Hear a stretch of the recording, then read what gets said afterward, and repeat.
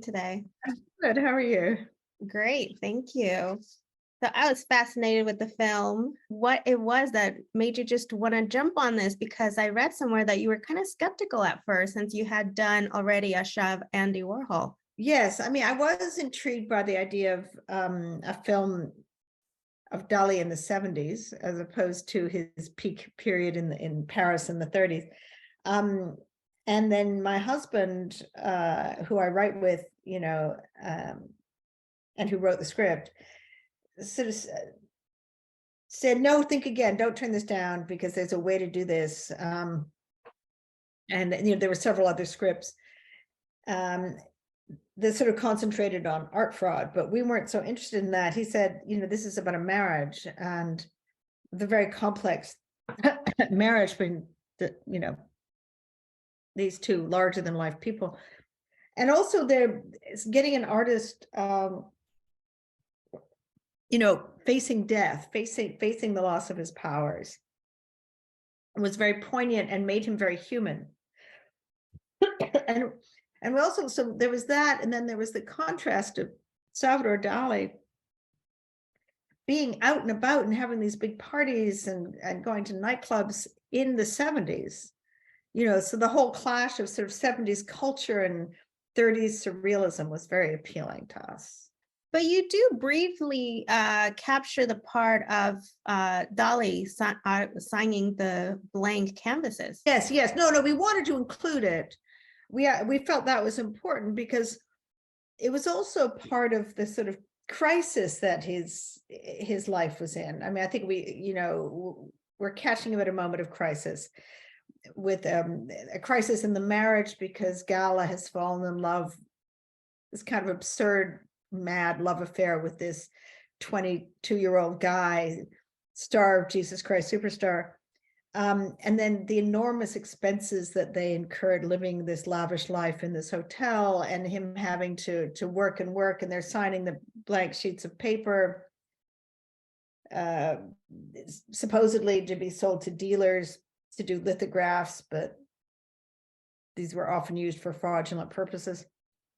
So there's just this sort of maelstrom of kind of art and money and celebrity that's going on that interested us, Yeah.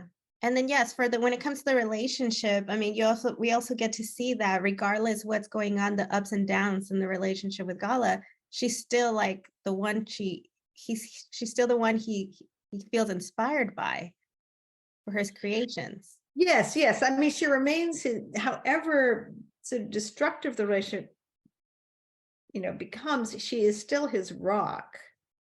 And he says, without her, I would be a tramp under a bridge. I mean, I think she credited him for saving him from kind of madness and the erraticness of his youth. And she she gave him a strong foundation, and she promoted his work. And they were like warriors together as they conquered the art world, In their early years, they had this tremendous bond. They were so totally linked.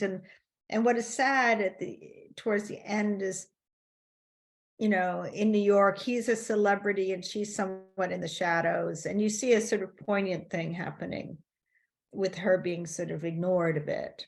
Mm-hmm. Because this glamorous muse, Amanda. And so it's the complex, it's a very complex story of power, but she still has a lot of power over him. So it's, all relationships have a power dynamic, and the relationship between artist and muse can be a very complicated dynamic. Who's in charge, kind of thing. Can you talk about casting the perfect person to play Gala? Oh, yes. I mean, this happened kind of, originally it was going to be Leslie Manville, who would have been wonderful. But she had to drop out because she had a scheduling conflict with this TV series and couldn't break it. So it was fairly last minute. And I was just thinking, I'm going to look for a European actress. Gala's Russian. I didn't really know Russian actresses, but I thought I would look at whoever German actresses who worked with Fassbinder. I just felt like they will have the toughness and the strength and the somebody European would be best.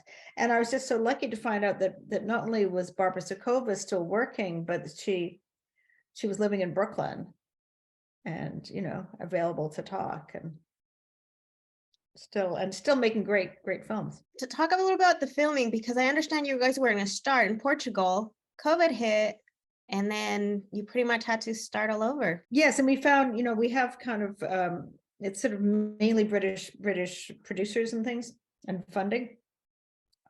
So we decided, well, we'll just film in Britain, because Britain, in spite of being in a severe lockdown, they were still filming, you know, production was still going on in Britain. And we went to Liverpool to location scout and found this wonderful hotel that was built around the same time as the St. Regis, but was kind of more shabby, hadn't been renovated, which was great. So it still looked sort of the way it did. And because Liverpool was in a very strict lockdown, we were able to rent that hotel for £1,000 a night, the whole hotel. And we used it for our production offices and our costume department and our makeup department. And we filmed in different reception rooms and hotel rooms. So it was really like our whole studio was in this hotel. That made it possible. The scenes that were your highlight to shoot. Well, it was very fun. The very early first day of shooting, really, where we decided to shoot the coast of Spain in Anglesey in Wales, because they have a similar kind of black volcanic rock formations. And my husband and I are driving to set, and it's pouring with rain, as it so often does in Wales.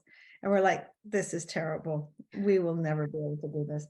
And we arrive on the beach, and it starts to clear. By the time we get up on the rocks with these scenes with young Dalí, with Ezra Miller and Avital Lvova, it's you know, it looks like the Mediterranean. So it was you know, the film gods smiled on us that day. So speaking of, you just mentioned touched on filming the younger Dalí and Gala. What was it like shooting those films and finding your younger version of Dalí? I mean, Ezra Miller had been attached to the film for a long time. He was originally going to play James before he got too famous and was, you know, cast in these franchises, but he was always very loyal to the project. So I said, well, why don't you play young Dalí? And then we found this wonderful actress, Avital, who is Russian herself, of Russian origin. And they were just great together. You know, it was very important to have these flashbacks where, you know, at a time of crisis in his marriage, Salvador Dalí is looking back quite romantically and nostalgically to the early days of that marriage, when they first got together, when he first really discovered his artistic path. So it's very important to have that contrast of youth and old. And of course, we have Dalí entering the memories and watching it. One of my favorite moments is Ben Kingsley's face as he's watching his younger self, you know, and it's very poignant. Do you know if it was always that idea to have the transitions from past to present, or sometimes, you know, typically we see it as before the present, setting that foundation of a couple? No, it was always like flashbacks within the body of a film set in the 70s. Yeah. Since I still have more time, finding your perfect Salvador Dalí. Yes, iconic actor. Yes. Well, it's funny because he's such a great, I knew that he would have no fears of playing genius. And a lot of actors were scared of playing an icon. You know, it's a lot to take on. It's big presence to fill. And even though Ben said that he was terrified of taking on this role, and I'm sure that's true of every big role, you feel terror. But we knew that he had played Gandhi, he had played all these big historical figures. It wasn't so unfamiliar, you know. He knew he could. I think he also knew that he could do it, that he had it in him to. And you want somebody who can really sort of do a deep dive and just absorb themselves into the character and create not just an external imitation but a very deep understanding and somehow a emotional bond and a bonding with the character. Mhm. I think he did. I think he felt very attached to the character of Dalí and inhabiting him. And at the end of filming, he said it's very sad for him to let him go.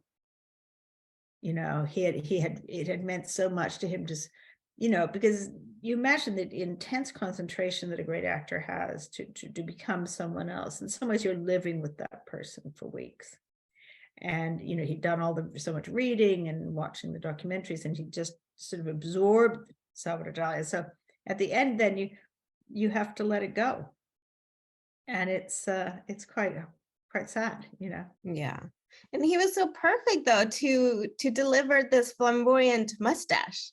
Yes, yes. No, and he had the also the sort of quirky, odd moments of humor, and which he would improvise. Like there's one scene where they're having breakfast and he's playing with the boiled eggs. Mm. And he just improvised that. I just walked on and there he was playing with the boiled eggs. So we sort of shot that, you know, that he would get the odd playfulness and things and the childishness as well. And comes Gala and just kind of ruins it here. Here you go. Yes, yes. So she's like, okay, let's cut to the chase. Yeah, which is very Gala. Yeah.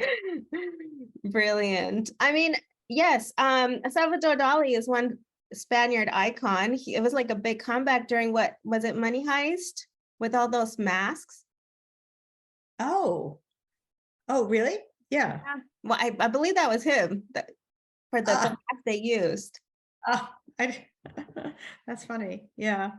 No, I mean, he's definitely one of the few and maybe he was the first artist to become, in a way, a brand. You know, he created a completely recognizable visual persona. I think he was the first one to do that. Mhm. And then Andy Warhol got a lot from him for that. I appreciate your time, Mary, talking about the making of the film. It was extraordinary. I really enjoyed it. I actually, I watched it once and then I was like, I want to watch it again because I just wanted to take it in a little more. That's why when you were talking about the eggs, I was like, oh yeah, I remember that. I'm glad. Well, thank you for taking the time. Of course. Thank you. And congratulations on this project. You're welcome. Thank you so much. You're welcome. Bye-bye.